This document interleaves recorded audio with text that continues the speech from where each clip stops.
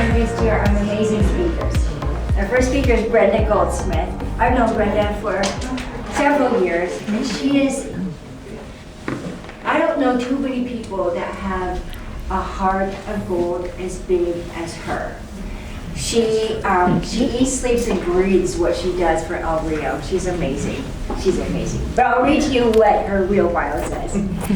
Okay, so she's the executive director. El Rio Foundation is a part of the leadership team at El Rio Health, which is a nonprofit health system providing care for 130,000 plus people in Tucson. She's passionate about integrated, accessible, whole person care. Brenda is a University of Arizona graduate. A while ago. She grew up in upstate New York. She received the 2020 Women of Influence Healthcare Champion Award. And what is AFP? Association of Fundraising Professionals. That's her.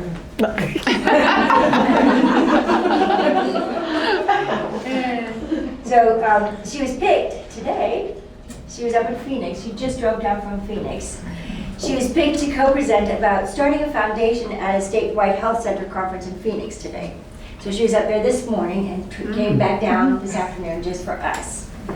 And her hobbies, they include traveling, hiking, and DIY projects and cooking. So tonight, the partner in crime is Liz Ramirez. She's a women's health nurse practitioner with 13 years of experience. I don't need to keep my back to you guys. With a 13, I just am aware of it, sorry. 13 years of experience at El Rio, dedicated to providing compassionate health care to women of all ages. She's a graduate of the University of Cincinnati. She offers services in both English and Spanish to meet the needs of our diverse community. Her clinical focus includes hormone therapy, sexual dysfunction, and the management of complex pelvic health conditions. So I welcome you, Brenda and Liz. Thank you. Appreciate you and this opportunity. Oh, thank you. I really, it's such a joy to have, I feel like, sacred spaces like this where we are a more intimate sized group and we can talk to each other and ask questions. And I really appreciate that Joanna and the team does that around financial health. Because I think that's often an area that women don't get the opportunity to talk and feel safe to say different things around financial planning. So tonight, well, we were here last month, and there was a lot of fun going on last month. How many of you were here last month? Okay. And so it was a participatory, right, where we learned some different techniques to just manage stress and to calm down. So one of our guests last month said, well, what are you going to be talking on? It better be fun. And then I was like, oh my God, I was like, I better go back and I better make something more fun. And fun is our middle name. We do like to have fun. So what we're going to do is ask you to get with a partner. So it's like the first 10, 15 minutes, it's going to be partner. And I think you all have pens. And we're going to have you circle what you think is the right answer, right? There are questions on here. And we started really broad with the nonprofit sector. What do you know about the nonprofit sector? Mm-hmm. And then we moved in a little bit to some things about health in Pima County.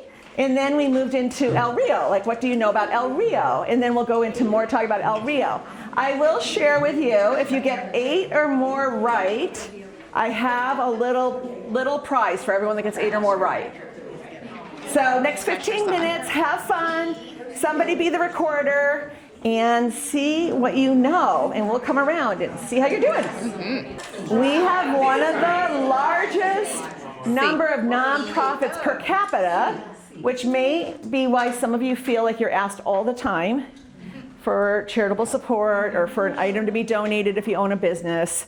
I think we'll see with what's happening with funding and revenue streams, we'll start to see more organizations need to combine and merge with each other. But right now, there's 5,500 different registered nonprofits in Tucson. Okay, number 2, how many people are employed by nonprofits in Tucson? Did you select A? How many said A, 40 to 50,000? All right, a few of you. How many selected B, 30 to 40,000? A few more. All right, C, 10 to 20,000. A couple more. You've got diverse answers here. D, over 100,000.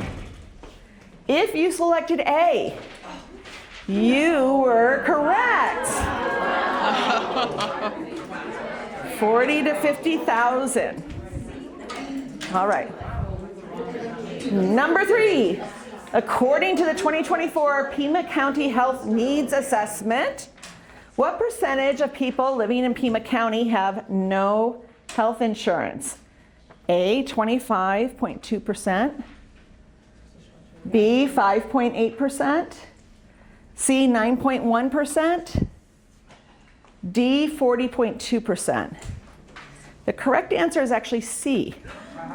If you look at our entire community. Now, we'll talk about El Rio because our focus is on helping people that are underserved. But across our community, 9.1%. Although I do think we're going to see this going up. I just was in a talk where they shared that with marketplace tax credits not getting renewed, we have seen in Arizona 14% of people, because the rates went so much higher, go off and not have insurance. And when you talk to Joanna and her team about financial planning, that's a very risky move to not be insured in this country. Yeah, Jen. That's 25%. Jen's got a, yeah. I was just talking to somebody out of the Cleveland clinic, and she was talking about one of the huge things that doesn't get talked about, which is people who are underinsured. Correct. They get insurance, but insurance doesn't handle enough things, so they end up. A very good point. People that are underinsured or their deductibles are so high and they can't afford the deductible, so basically they don't have insurance. They're going without. Okay, number 4. In this same report, there was over 4,000 respondents. What did they feel was the top health issue in our community? Was it A, depression? Was it B, hypertension? C, chronic pain? Or D, anxiety? Those of you that selected D, anxiety.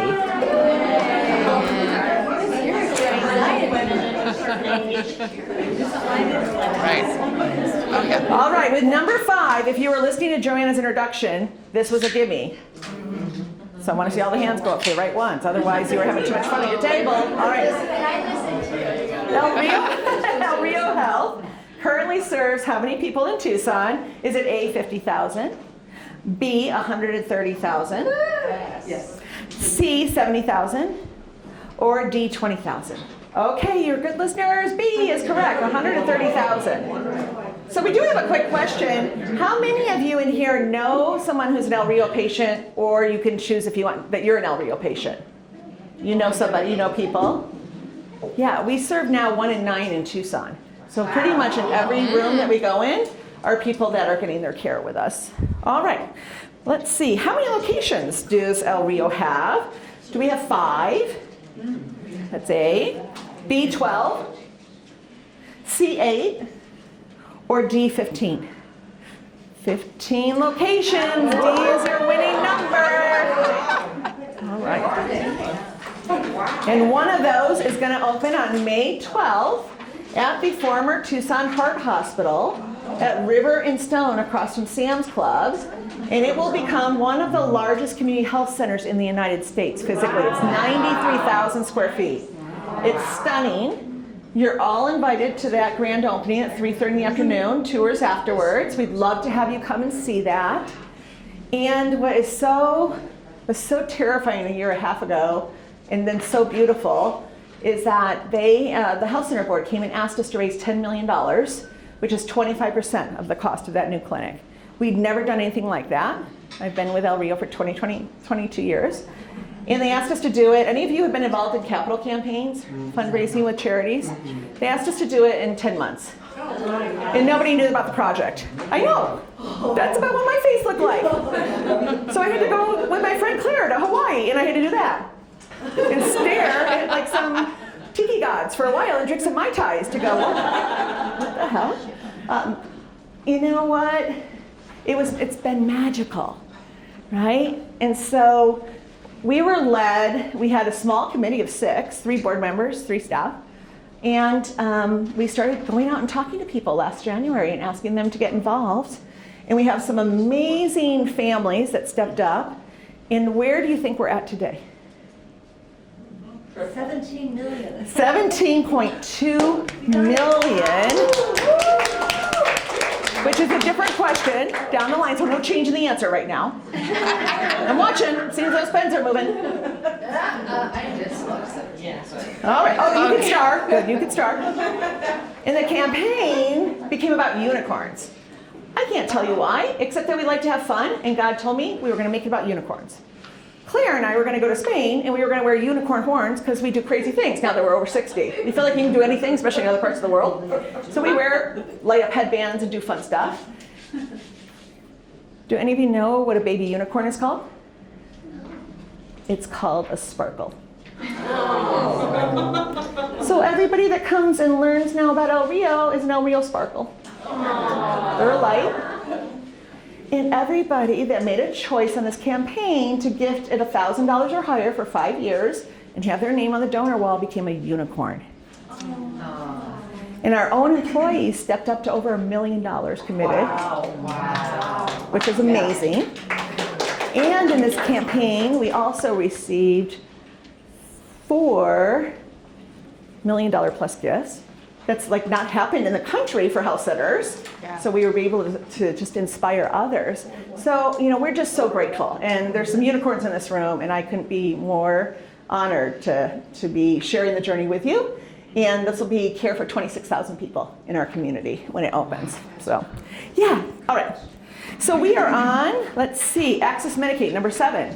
So at El Rio, this is a focus for us, is serving people that are underinsured or don't have insurance, living below poverty. Does anyone know what the federal poverty level for a family of 4 is in Tucson, in Arizona?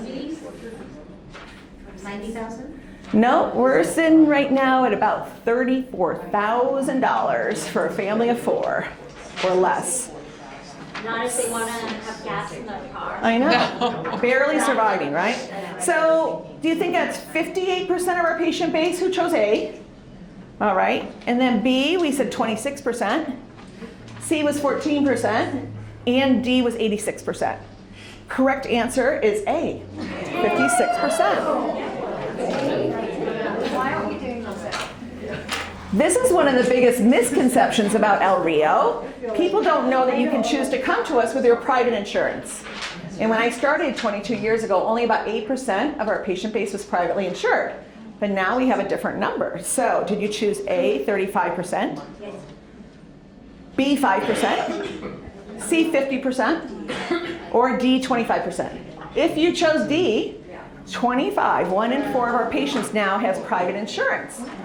And we're really proud that we want to be your health home for life.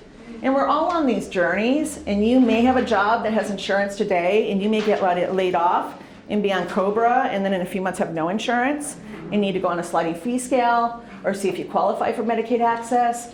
So last year, our colleagues processed over 27,000 Medicaid applications.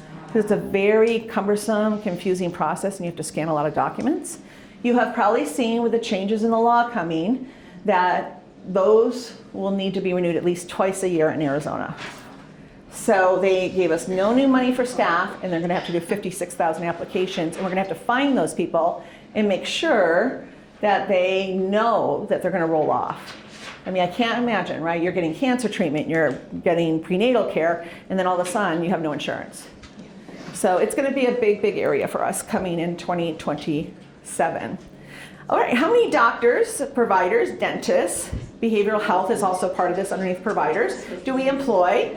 A, 225, B, 55, C, 325, or D, 130. If you chose C, we have a large practice with many, many awesome providers that are trained in top schools across the country. Does that include the folks that are coming aboard for your new spot? They'll be adding to that number, and we just a year and a half ago decided to move forward with getting ourselves credentialed to be our own residency program. So we actually now have our own family medicine residency, not through a university, through El Rio, and a psychiatry residency. And match day, do any of you have, your doctors, or you have kids that are grandkids that were doctors? Match day just happened 2 weeks ago, and that means that the young adults have chosen where they want to go. You've picked and interviewed a group of them, so you put into the big computer who you want, and then it shuffles it all over the country, and then it's match day, and you find out if you've matched. And we're very excited because we matched all 4 spots for both like a dating app.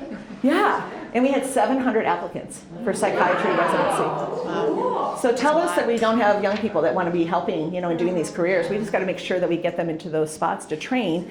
And to train them in community health really gives them a leg up to serve all people, in a community. So we're excited about that. All right, what service do we not provide at El Rio? Is it A, optometry, B, dental, C, OBGYN, D, pharmacy? It is A, optometry. We do refer out to specialists in all kinds of different areas in Tucson for specialties.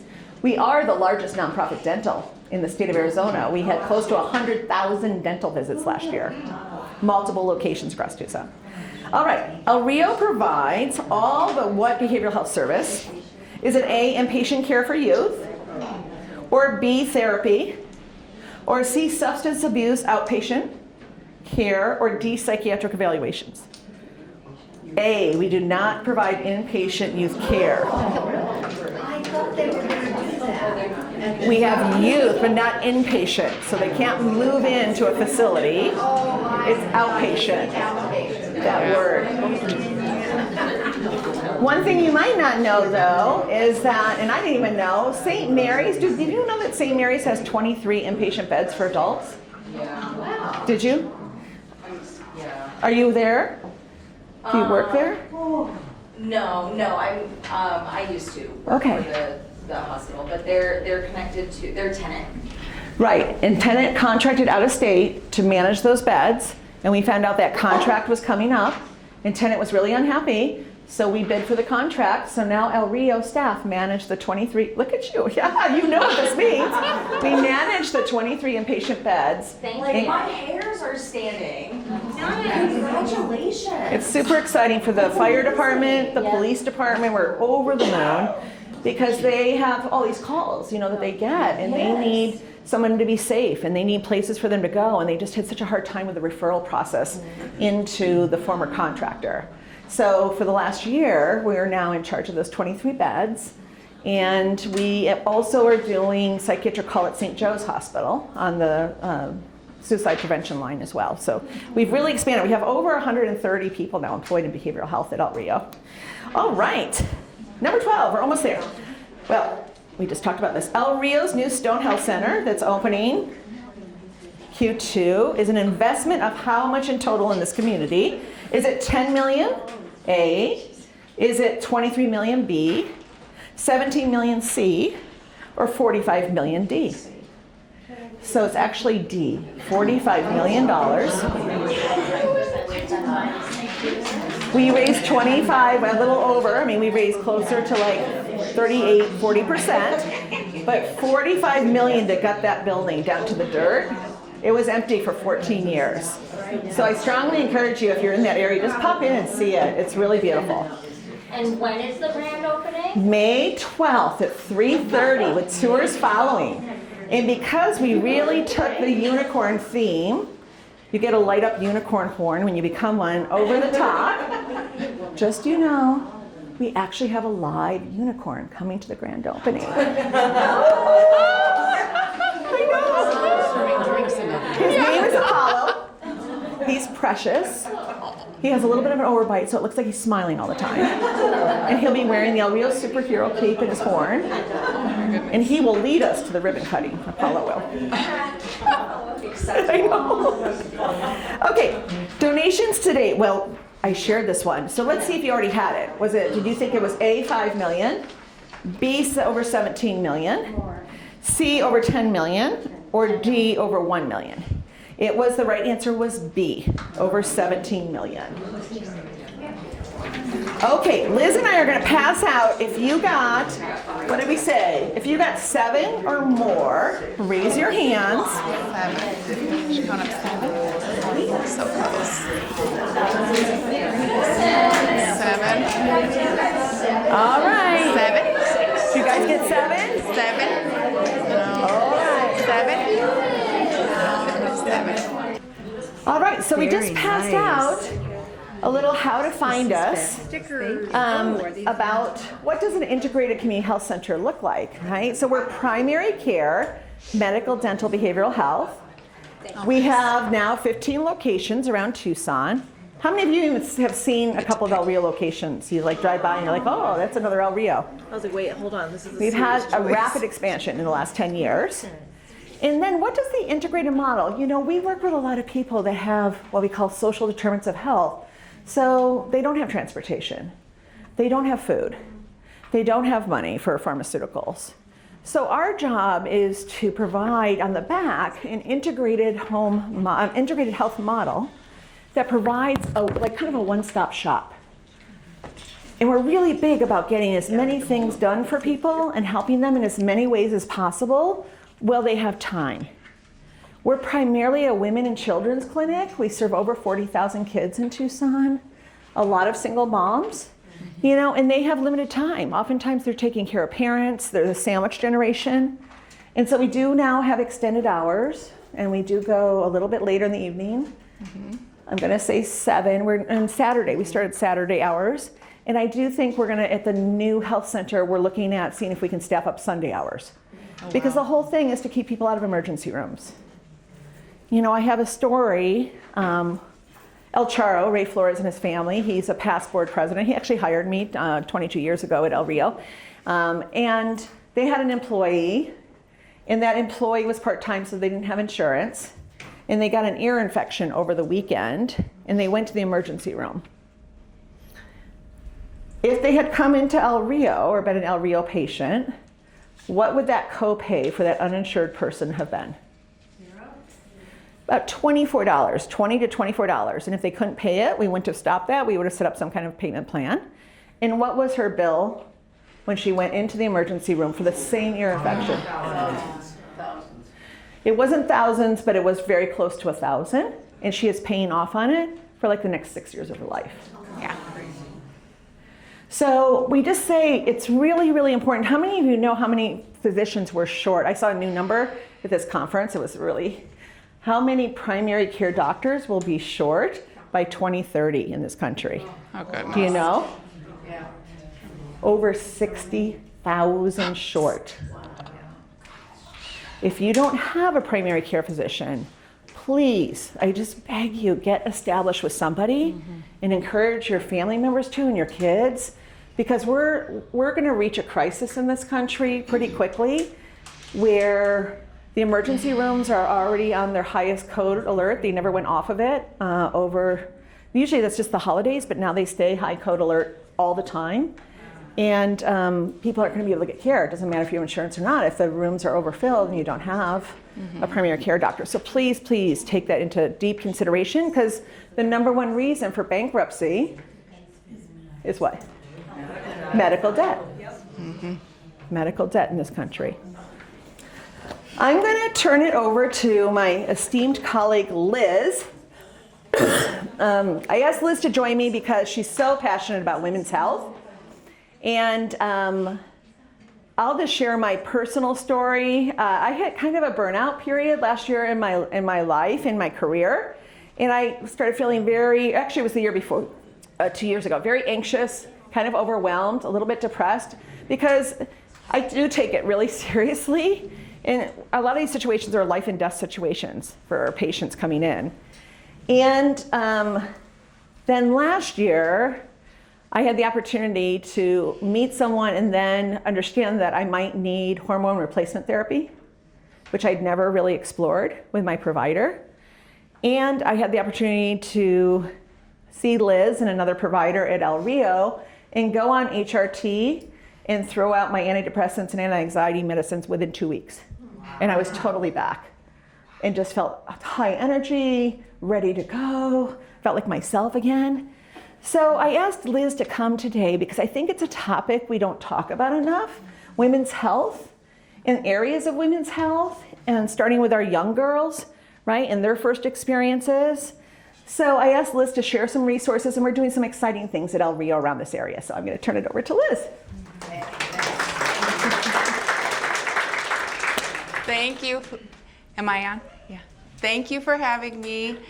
Again, my name's Liz Ramirez. I'm a nurse practitioner at El Rio, and I am at location number 10.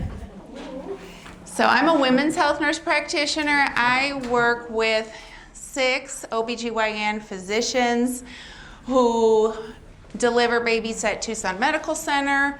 They perform gynecological surgeries at TMC, and at our site we see prenatal care, but we also see anybody born female from their first menstruation through postmenopause. Myself, I see only non-pregnant women from, again, that first years of their period, middle school, high school, through the reproductive years, through contraception, through perimenopause, menopause, and postmenopause, and really through elder years as well. I love El Rio. I felt like it was a place I was meant to be. I sought it out. I worked with the group of doctors I work with at TMC. I was a nurse there with them. I knew them. And I asked them, can I work with you? Do you want a nurse practitioner? They didn't have a nurse practitioner at that time. And it was a moment when healthcare was growing with nurse practitioners. I've been at El Rio 13 years. I graduated in 2012 with my master's from University of Cincinnati. And in the OBGYN world in prenatal care, that was a big moment when nurse practitioners were coming in to share the volume, share the care with OBs. And our office had 6 physicians that had been there a long time, both male and female. They worked together like a brother-sister group. They had a philosophy where we're not going to solve a problem at the table until we all agree, and if we can't agree, then we come again to the table. There's not one person that's going to decide for the group. We all need to figure it out. And one of those doctors, Dr. Jerry Carlos, he encouraged me, yes, we want you, but I can't do that for you.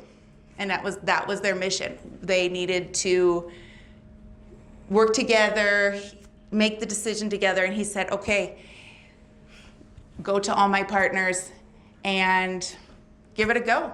And I went to each one of them, and some of them said, do you want to work at a community health center? Because you need to know this is a community health center. This is not private practice. Do you believe in community health care? And I did. And they knew that I did. They knew me in the hospital. And they created the position for me, and I haven't left. And happy to be there. Yeah. So my patients have also grown with me.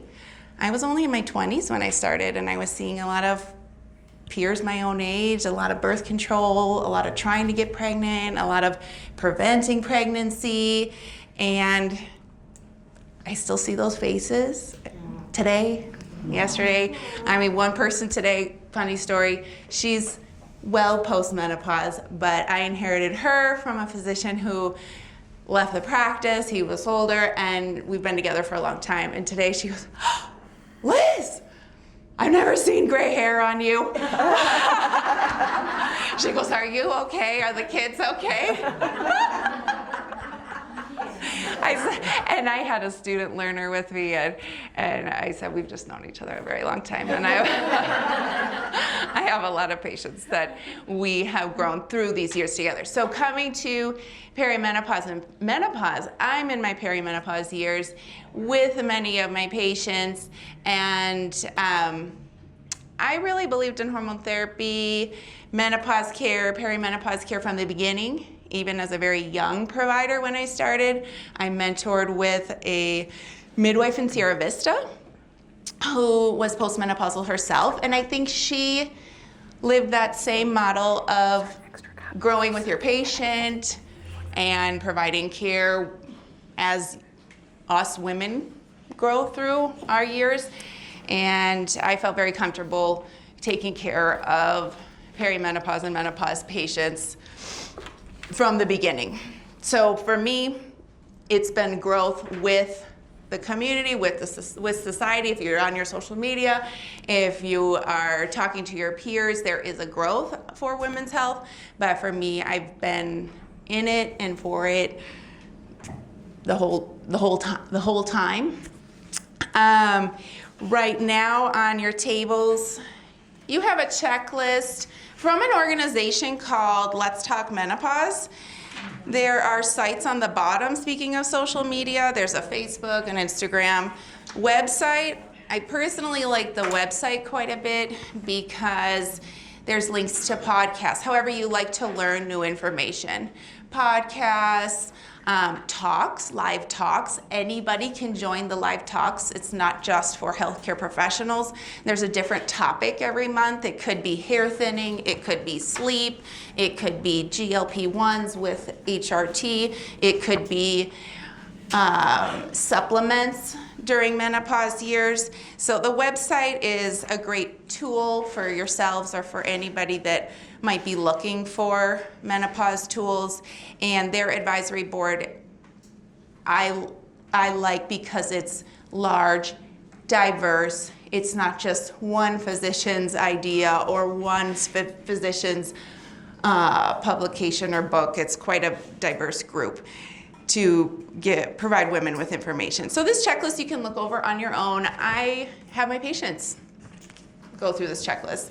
And I have my own LPN, which is a licensed practical nurse instead of a medical assistant. Our office employs LPNs, one-to-one with each of us in our office, which means that they know us well. We're one-to-one every day. They're a little bit more high functioning, have a higher scope of skill, but also have quite a bit good level of critical thinking and can get our patients going on a quiz like this, even recognizing, okay, the things you're sharing with me as they're checking in with their vital signs, their what are you here for today, they're building that trust already before we come into the room and feel very comfortable letting me know, Liz, I gave her this checklist to work on while she's waiting for you. And we'll work through these symptoms in our own office. On the back of your map, on the back side of the map, services at El Rio. We have down under wellness, service called Health Builders. Health Builders provides multiple adult lifestyle classes, and I'm excited to share from women's health perspective and from our specialty, we started an adult lifestyle class support group called the Pause Circle. And it was one individual from Health Builders who leads many of our exercise programs, weight loss programs. She's part of the weight management group. She was going through her own menopause journey, and a story similar to Brenda's, missing the early subtle cues until it was right here. And she said, time out, I have a vision. I want to bring a support group to our El Rio community. And brought it to Health Builders table. Location was a long conversation. And Gloria and I said, it needs to be at El Pueblo. It needs to be at the heart of where many of our community members need the most support and diverse amount of support. So we've had two cohorts. We're in the second cohort, halfway through. Our support group is learning about diet, exercise, sleep. Guest speakers come into the support group from our dietitian department, also from behavioral health to talk about sleep. I do a talk on hormone therapy. There's another provider that comes in and does a talk about sex medicine. She got funding to provide the whole room with individual vibrators. Can you imagine? See, I learned something new tonight. I did not know this something part. new. A different giveaway. Yeah, a different giveaway. I know. Or pelvic floor massage. And anyways, but in all seriousness, it's It filled up too, right away. It's full. 35? Both full, yes. Yeah, 35 Yes. people coming. And the vision is to build your own awareness, to bring, like Brenda was saying, to bring community down to yourself as an individual, build your own self-confidence, to know and feel, okay, how do I advocate for myself? How do I go into my primary care visit and say more than I'm just here for my annual, how to say, I'm here because I have hot flashes all night long and I can't sleep, or I'm here because I'm in a great marriage, but I don't feel desire anymore. How to get those words out and ask for specific care, and then the vision is to spread that to people in your own home, your friends, your peers, and have that confidence and education go into all directions where the support group can essentially lead itself. This summer, the third cohort is going to be in Spanish. We're real excited. Really, really excited. So we already have half our interests reserved, or half of the seats reserved for Spanish speakers, and I think we'll be able to fill the second half very, very quickly and we're easily. going to partner with Liz and offer a webinar this summer online for our entire base of supporters that are online too, because we think this is an area of interest and maybe an area that people don't know El Rio's involved in, and just be able to give, in your own home, just get information that could be really transformative to your journey, or like Liz said, allow you to ask the questions when you go in to your provider visit or become more aware. So I know we've gone over time, huh, Joanna? Where are we at? Okay. 7. Okay. Well, that means we're really getting close. So we should we have just- one more publication. If you want it, we did take out a 20 or 30 page special edition in Biz Tucson last year. Did anyone see that? About El Rio, and it's got a lot of different things in there, talking about our being a teaching health center. In fact, you're from JTED? Mm-hmm. Yeah, so we have your learners, right, over at El Rio. Yes. Yeah, we're hiring a lot of your MAs. They have a great program. I can say I have had a JTED MA. Yeah, so we have over did. 100 students and residents placed throughout the organization. We are very committed to starting in middle school and developing the future workforce in healthcare as well.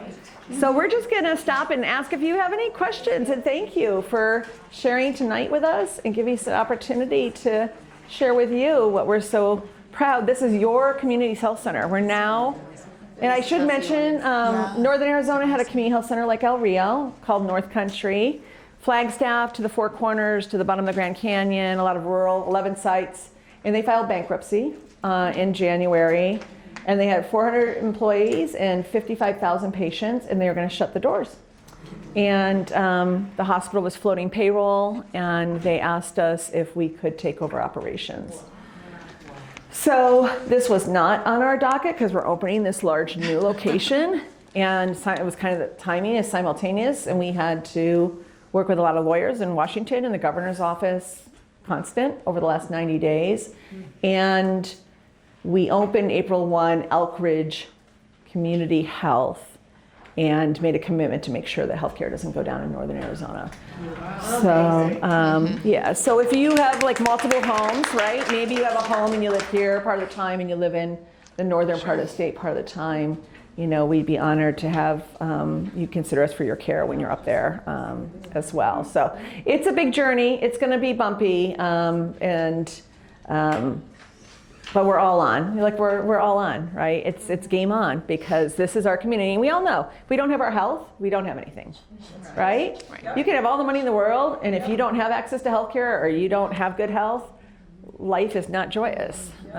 So we're very, very committed to prenatal care, the little ones, all the way up to when we get called back home, right? Helping you with that journey. So, what questions do you have for us? Any questions? Yeah. I just want to say congratulations on your fundraising success. It's not me, it's a collective, and we are just so excited and grateful. Congratulations. Yeah, thank you. Thank you. This community is so giving. There are a lot, 5,500 nonprofits, so it is a collaborative and a very competitive arena to be in. So we're grateful. Other questions, comments? Yeah. So a long time ago, I know Camille and I were given a tour of one of your newer buildings. Yeah. And I promise, this is a real question. I'm not trying to put a plug in for Rio or Brenda, but do you guys still do that? And if so, how? We're curious how. Yeah. So on the bottom of that little quiz, I put my email on the backside, brendag@elrio.org, the first little quiz you took. So, and I think it says if you want to take a tour, just send me an email and we'll make sure to get you invited, or we'll send you the grand opening invite and then let you know about tours. And we rotate the tours around to different locations. Yeah, it's a good way to see it. I really strongly recommend, because I don't think you really understand until you come through the doors. And just, again, the fact that we serve all people and all people get treated with dignity and respect. We're also super proud. We have 5 street medicine outreach teams. And they go in the washes with Narcan, and they go to 15 shelter organizations like Sister Jose's, Center of Opportunity, Casa Maria Soup Kitchen. So they take the medical care out to where people are. And people that are using, right, that are really struggling with mental health and drug addiction, and build trust. Our job is to build trust and remind people there's always hope. And then over time, hopefully they'll come in and establish care with us, and we can really help them on their journeys to higher living. Right. Same with dental. Probably one of the saddest stories for me was a woman who was super gluing fake nails to her gums for her job interviews. Because a lot of women, they want to get a job, right? Yeah. And if you, used in your life, oftentimes your teeth are all rotted out and you're in a lot of pain. And so, yeah, this woman came into dental and she really aspired to be interviewing for jobs. So what she was doing was going to the drugstore and getting white nails, and she was super gluing them to her gums to make it through the interview. And so we were able to give restoration, and she got a job in retail at one of the malls, and it just totally changed her life. So there's a lot of people that need our prayers, our help, our support. And the charitable support really does change lives, so we're just super grateful for everyone. Yes?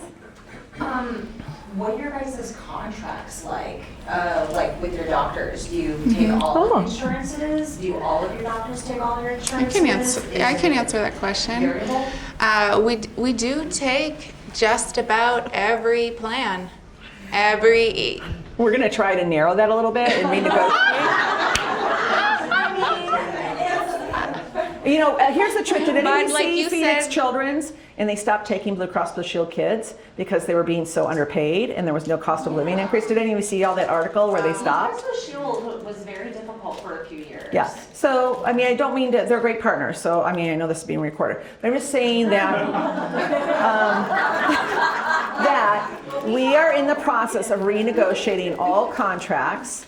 And now that we have 185,000 lives we're responsible for across the state of Arizona, we are in a better position to negotiate private contracts. And many of them, as you know, are feeding the profits of the shareholders. And people that have those plans are going without, or it's so difficult to submit everything. So we're really going to be reviewing and addressing that in a bigger way. And we will not be taking some plans if they can't pay just a median of what the price is. Right. The other thing I wanted to mention is that our providers are on staff. So there is now 2,200 employees. They are not people that volunteer their time and come on different weeks and you get whoever you get when you walk in. I think there's a little bit of misconception around that. We had a sister health center, St. Elizabeth's, that was doing a lot of volunteer, amazing work. They couldn't make it financially. Their patients became part of El Rio. But you get an assigned provider. I have a women's health provider, I have a primary care provider, I get my pharmacy done at El Rio, and we get federal reduced pricing, which can save hundreds of dollars on your prescriptions. You do have to be an El Rio patient to get filled. But like I had a colleague and her child was a type 1 diabetic, and through her private pediatrician, the medications were $1,200 a month, and she's in accounting. And she moved over to Del Rio pediatrician, and her medications for insulin dropped down to $150 a month. That's a college fund for your child. So, and we are at this new clinic site going to have our first drive-up mail order. We've tried to think what location do we have the space to physically get the clearance from the city. So there'll be a drive-up because we know you have babies in the car, you're feeling sick, you don't want to get out. And then we're going to license a second pharmacy in there that's going to really work on the mail order and taking a bite out of the big ones that are trying to do Amazon, all the others that are trying to jump into healthcare, and make it much more personalized for pharmaceuticals too. Yeah. So a lot of good things going on. Yes, ma'am. Yeah. Sorry. Are there any civic leaders in particular who support you and whom we in turn could support to show our appreciation of their sane the good thing about FQHCs, federally qualified health centers, about 1,700 of us in the United States, separate nonprofits. And we're, like I said, now in the top 10 largest, El Rio is, in the country. We have bipartisan support. So the most important thing is to say, El Rio is serving 1,800 to 2,000 people a day in my community, and I really believe in them. I hope you're supporting them.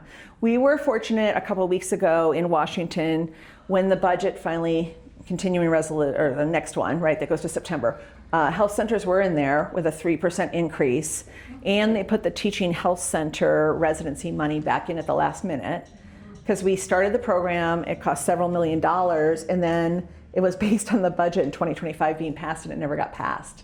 So we had to decide, are we going to start a residency or not?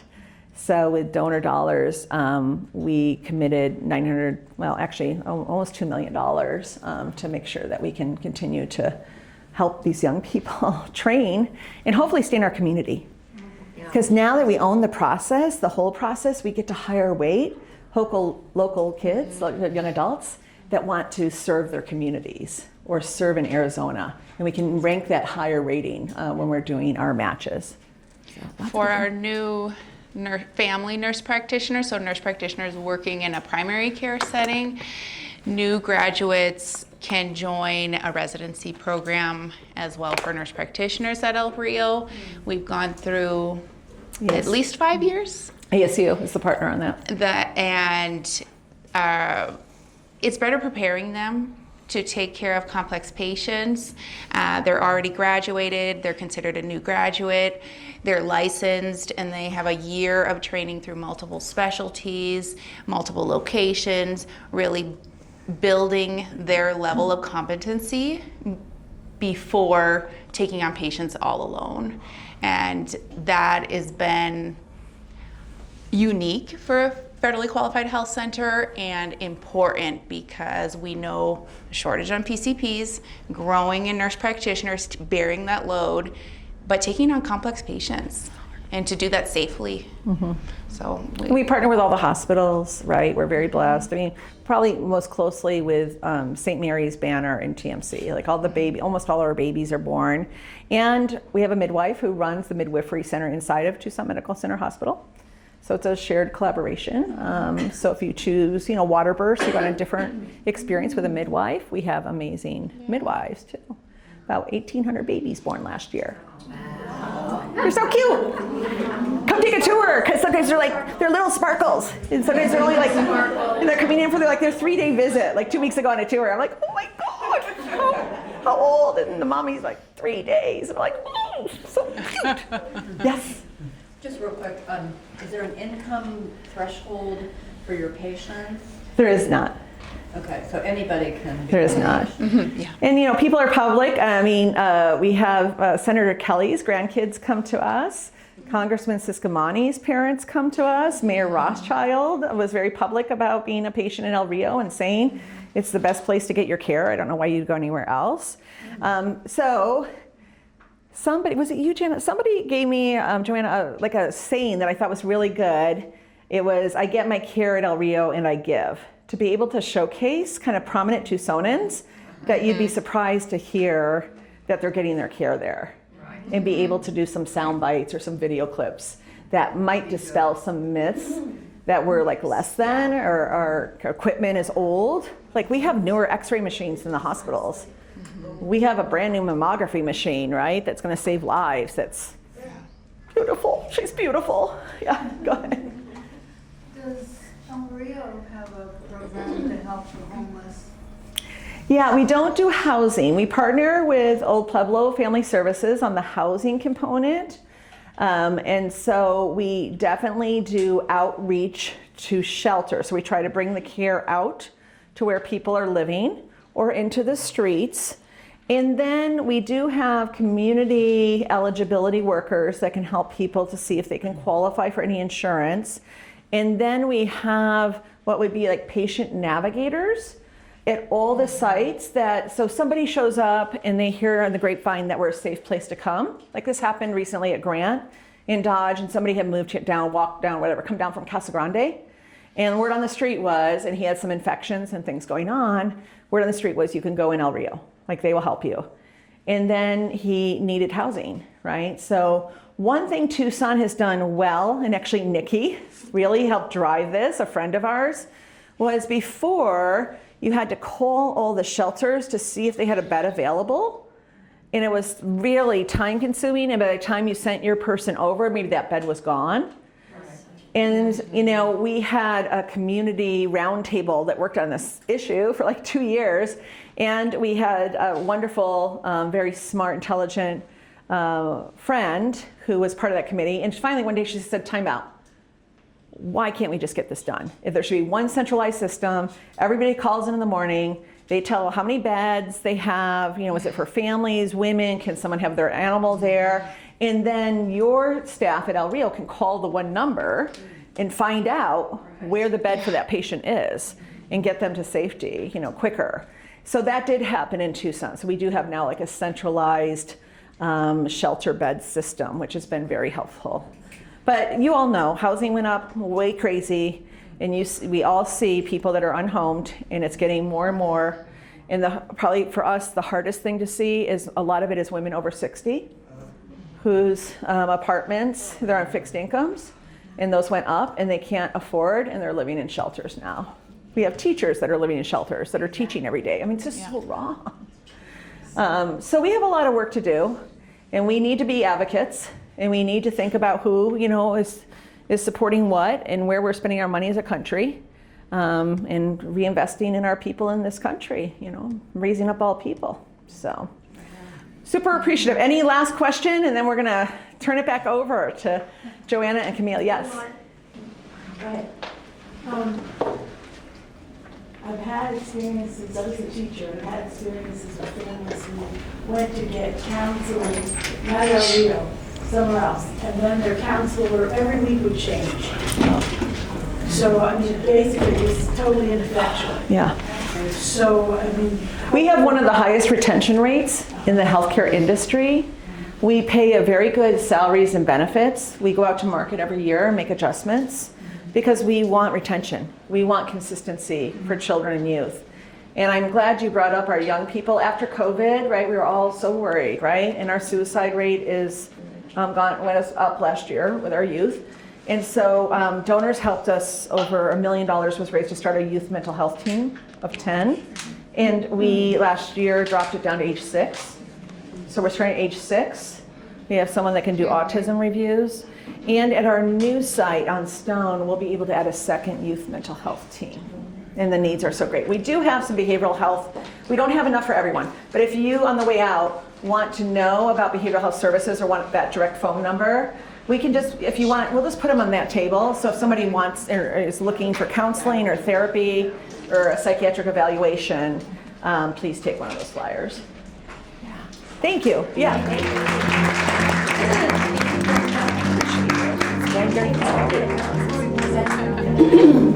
Thank you for coming. Thank you, Brenda, so much. Thank you. Thank you for having me. So nice to meet you and listen to you. I want to come to LA. You should. Oops. This is actually in very famous people's offices. You know, it's the caliber of Thank papers you. that we've had for the women's salon series has been amazing. It's been amazing. Thank you. Oh, yeah.